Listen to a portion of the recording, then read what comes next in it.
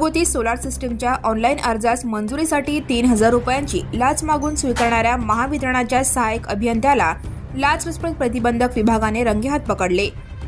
आरोपी अमित विलासराव रेडेकर वय 42, सहाय्यक अभियंता वर्ग 2, महावितरण शाखा कार्यालय जुळे सोलापूर यांना दिनांक 24 जानेवारी 2026 रोजी जुळे सोलापूर येथे सापळ्यात पकडण्यात आले।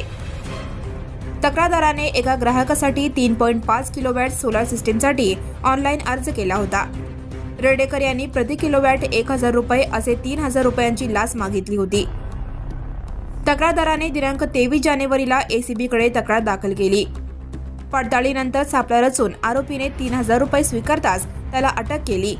विजापूर नाका पोलीस ठाण्यात भ्रष्टाचार प्रतिबंधक कायदा 1988 कलम 7 अंतर्गत गुन्हा दाखल करण्याची प्रक्रिया सुरू आहे।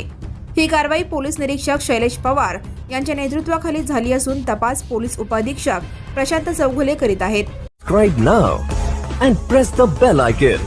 Never miss an